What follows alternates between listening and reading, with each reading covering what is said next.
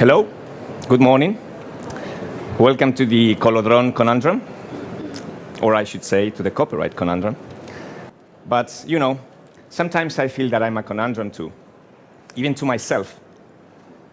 And the thing is that I'll be telling you today about copyright, of course, but also a little bit about myself. And so it's fair to say, welcome to the copyright conundrum, but also to the conundrum. So you're going to get the two of them for the same price. Anyway, thank you very much for coming. Today, the publishing industry is confronting an enormous paradox. The digital revolution has transformed the act of copying content and then sharing that content into something like a second nature for anyone with an electronic device. But most of today's consumers of content give very little thought about the implications of their sharing behavior. With a few quick keystrokes, information gets passed on to dozens, hundreds, or even thousands of new users in a split second. But what about the person or the entity who owns the rights to the content? Are they even aware that their work has been used or appropriated? Have they granted the user of that content permission to share it? And will they eventually be compensated for its use? Well, we all know that there is a system in place designed to ensure that these things happen, and it's called copyright. And yet copyright is undergoing today pretty serious scrutiny and pressure. The detractors say that the system is outdated and that it clings to business models that were formed in the physical world of paper and ink, and so they say the old rules no longer apply. They say that copyright restrains access to knowledge and that it stifles creativity and innovation. These critics also say that the system is too complicated when it comes to seeking the permission of rights holders, that the process is just too difficult to navigate, especially across borders where different copyright rules apply in different countries. And then you have the most extreme critics, those who call for the total elimination of the system, saying things like copyright violates nearly every tenet of laissez-faire capitalism, or using one of the more popular mantras of the internet age, that information wants to be free, and copyright doesn't make any sense. So are they right? Do the critics of copyright actually have a case? Does copyright represent a barrier to innovation and creativity? Or is the real problem not so much about copyright law, but rather about finding efficient business models and finding better ways to achieve a balance between meeting the needs and demands of users and ensuring that rights holders receive fair compensation for the use of their works? I'll pause here and tell you a quick personal story. It's about my grandmother, Maria Dolores, or Lola, who in the early 1930s was a young school teacher in the city of Ronda in southern Spain. She used to spend her weekends at her parents' home in Malaga City, some 80 kilometers away from Ronda. And so every Sunday, she would take the train from Malaga to Ronda to spend the week teaching in a primary school there. And at the end of the school week, she would make the return train trip back home. Now, Ronda is in a pretty mountainous area of the country, and it took the train 7 long hours to cover those 80 kilometers. In fact, the train crawled along so slowly in places that my grandmother, to relieve the burden of sitting for so long, would get off the train as it was moving to walk alongside it, just to stretch her legs for a few minutes.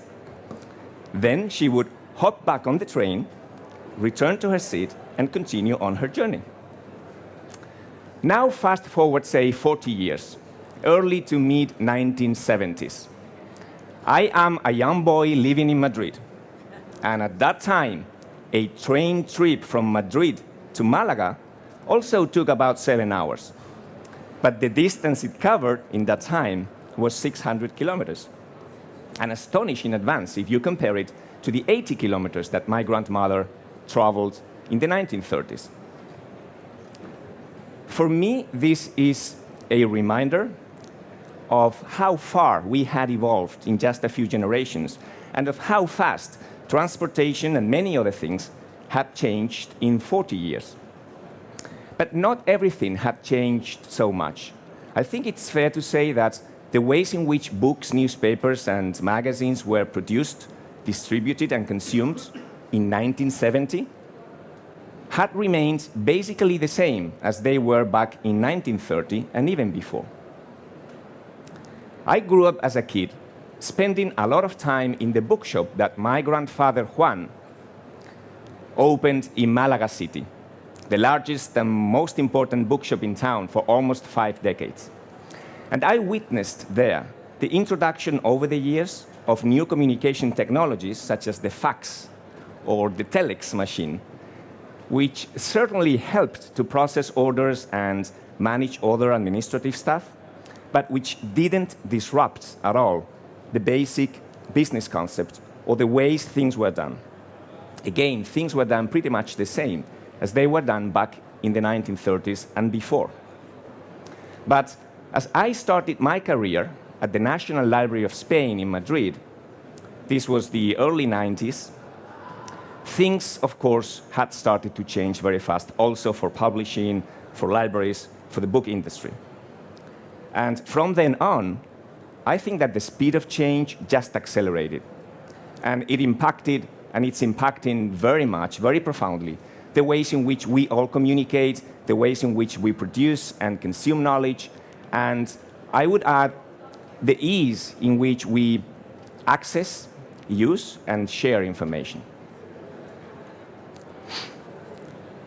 And so we need only to examine the rise and the dominance of Google, YouTube, and Twitter to measure how far we've come and how quickly we've gotten where we are today. Just consider these figures. 1998, the year Google was launched. Users were making 500 searches per day. And today we have more than 2 million Google searches per second. YouTube. Over 6 billion hours of video are watched each month on YouTube. And users upload 300 hours of video to YouTube every minute. Twitter. Around 6,000 tweets are posted on Twitter every second. Hopefully, some of them about this presentation right now. And these 6,000 tweets per second correspond to 500 million tweets every day. So we can talk about an explosion of content that's, well, nearly defies imagination, right? I think that consumers today have, well, they never had, like today, so many opportunities about what to watch, what to read, what to listen to, and what to share with others. And it's the same for creators. They never had more opportunities to create and to disseminate what they create. And I think that all this activity is certainly contributing to our great and global knowledge economy. But I also believe that along with this ability to access all this wealth of information and knowledge comes the responsibility to honor the system of permissions, protections, and balances that we call copyright. At least, I would say, for 3 reasons. Because copyright protects a distinct type of property, because copyright remunerates creators, and also because it supports access to knowledge, it supports creativity and innovation. So what I will do now is I will look into each of these 3 reasons in a bit of more detail. Copyright, I said, serves to protect a distinct type of property, a special kind of what we call intellectual property. And when we talk about other types of property, for example, real estate, cars, clothes, whatever, there never seems to be any controversy. The owners of those types of property are allowed to decide and control how they want to use it, whether to keep it or sell it or rent it. And of course, they are allowed to receive remuneration when they permit others to use it. So why shouldn't the owner of a creative work be able to have that same sort of control? Of course, creative works are of a special nature for many reasons. But I think one of them, a very important one, is because innovation and knowledge in our societies heavily rely on them. And it is supremely ironic to me that some of the loudest detractors of the current copyright system are the technology companies that make their living off the sharing habits of their customers. These companies are among the most prominent advocates of what they call fixing copyright or modernizing copyright, what others may think should rather be called loosening or even weakening copyright. And yet, the ability of these same companies to do business, to innovate, and also to enjoy the financial compensation that comes from their creativity and innovation, all those things are in fact protected by the numerous patents and trademarks that safeguard their own intellectual property. As I said, I find this pretty ironic. Why again is important to have sound copyright systems? The second reason is because they are a proven way to remunerate creators and producers of creative content. And what seems especially unfair to me is that any expansion of the limitations and exceptions to exclusive rights that some copyright critics are demanding should come at the cost of remuneration for authors and other rights holders. See, for instance, what Ms. Julia Reda recently proposed in her report on copyright issues to the European Parliament. And I think I need to explain this a little bit, maybe to remind those in the audience who are not that familiar with some basic copyright concepts. Creators are granted certain exclusive rights under copyright laws and international treaties, allowing them to permit others to use their works to exercise their rights in exchange of our remuneration. And rights holders can do this through either individual licensing or collective licensing. Then you have specific types of use and cases for which copyright laws establish exceptions and limitations to the general rule. The general rule being that one needs permission from the rights holder before using his or her work. These exceptions and limitations can be legally configured as necessarily generating a compensation for rights holders or not generating that compensation. And so there is a whole spectrum of solutions to facilitate access to protected works. You have individual licensing, collective licensing, remunerated exceptions and limitations, and unremunerated exceptions and limitations. And what many of the copyright critics are very strongly advocating for is for the only one of these solutions which doesn't guarantee a financial reward for creators. Honestly, I don't find this to be a balanced approach, and I think that copyright should be all about balances. Why should authors and publishers of content be forced to simply give their work away? It makes no economic sense. If this sort of standard became the rule under the premise that it would help, access to knowledge, it would make it easier, then it might make equal sense to apply the same standard to other industries serving the knowledge economy. Under this crazy standard, the big internet service providers might be required to give free connections to their customers. Utility companies, they might be obliged to give free electrical service to anyone with a computer, or at least to schools and research and cultural institutions. Think of furniture companies. Furniture companies might be forced to donate their tables and chairs and bookshelves to local libraries. Why not?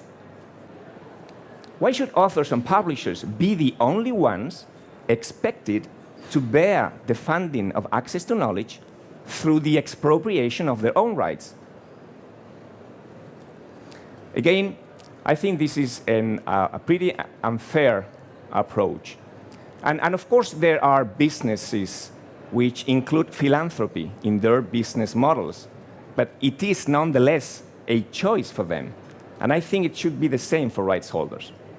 Anyway, the absurdity of these scenarios that I just described, I think it makes an important point for those who want to limit the ability for rights holders to receive compensation for the use of their works.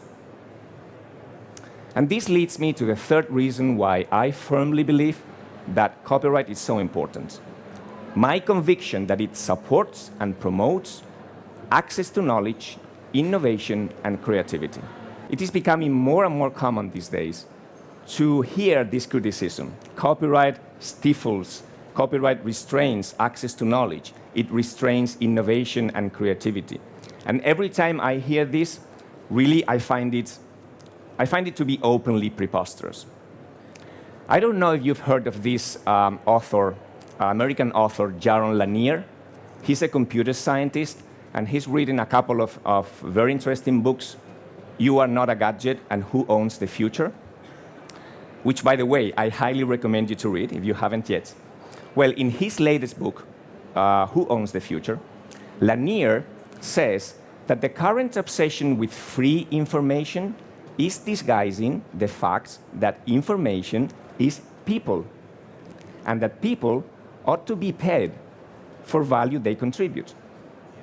And then Lanier adds that the penalty for not recognizing the role of human beings in the value chain would involve killing the golden goose that produces the value in the first place.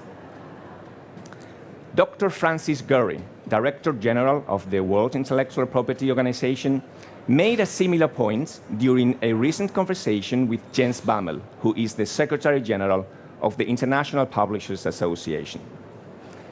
Gurry said that copyright is the principal market mechanism for incentivizing the production of cultural content, and that there are no other real alternatives. And then he added these statements that I love, because it's very simple but very to the point. He said that in order to have access to something, you have to have that something.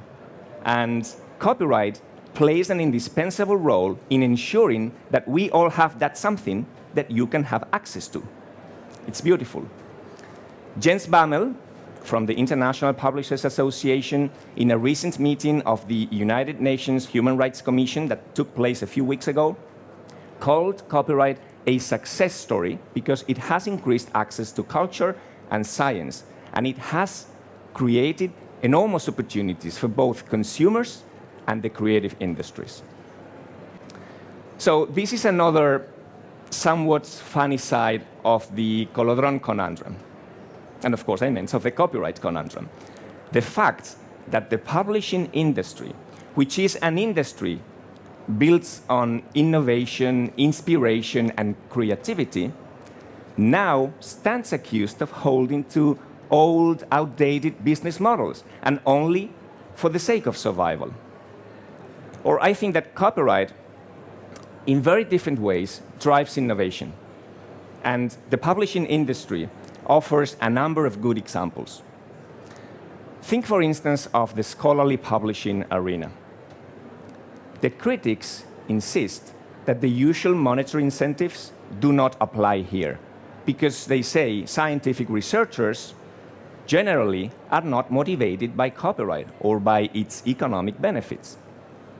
Instead, detractors say researchers are more interested in attaining intellectual recognition, which can lead to prestigious awards or even to interesting, lucrative careers in industry or in academia.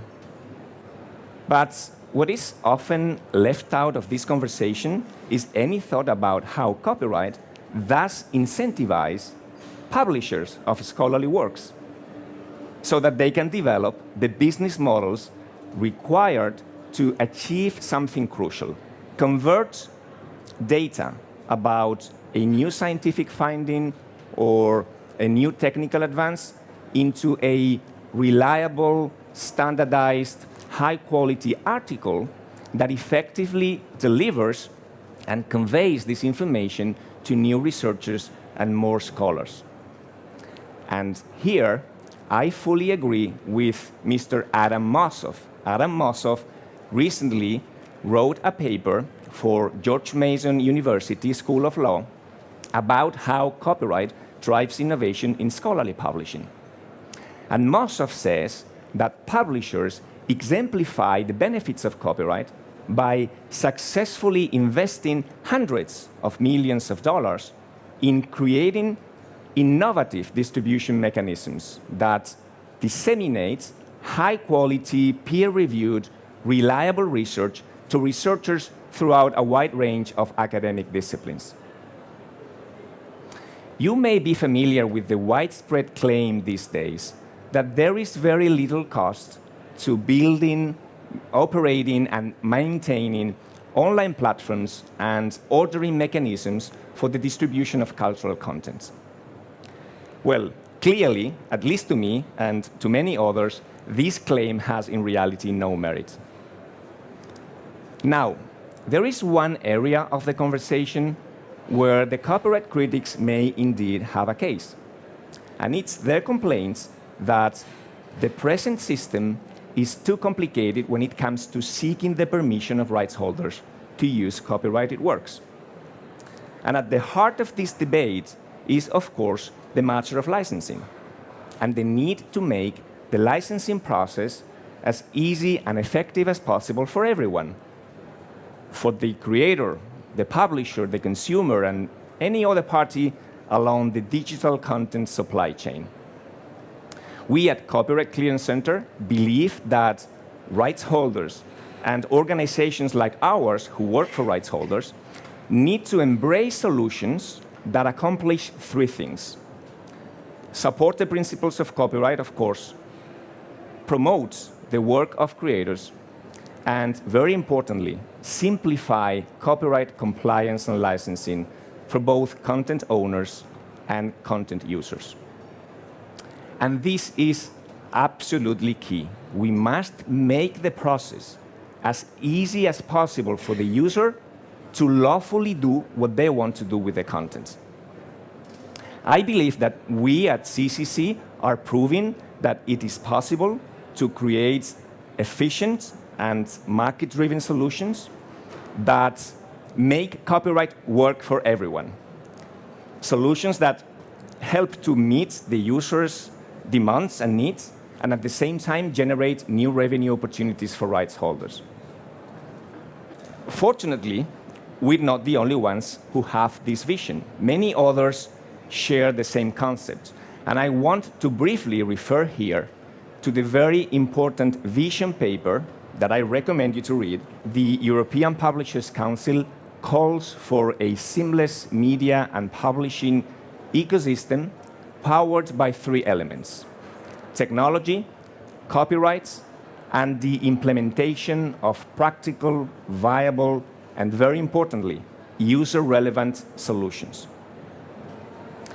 Ultimately, I think that what we need is a fair and balanced copyright system that includes exclusive rights, streamlined ways to access these rights, but also, of course, room for appropriate exceptions and limitations that should always stay exceptional and not harm the rights holder's ability to create, to continue creating, right, new works. Perhaps this last story that I have for you captures a bit of promise for the future of copyright. A few weeks ago, my youngest son, Pablo, who's 10 years old, asked me if it was possible for him to use a song in a video that he had shot and that he wanted to post on YouTube. And believe me, Believe me, I haven't indoctrinated him that badly about the need to respect copyright. But the guys certainly know where his dad makes a living from. Anyway, Pablo's question triggered a very interesting conversation, touching on concepts such as moral rights, exceptions and limitations, copyright enforcement, and even automated rights licensing. So you would understand if I tell you that his eyes appeared to glaze over a bit, and I wouldn't blame him for it. But I just couldn't resist, to miss the chance of making this conversation a learning moment for him. And of course, I was proud that he asked the question. In the end, I had to admit that, to my knowledge, there was no easy way to obtain permission to use a song in the way that Pablo wanted to use it. But I tried to assure him a little and told him, "We're working on it, son. We are working on it." Thank you very much. Victoria Conundrum, bravo.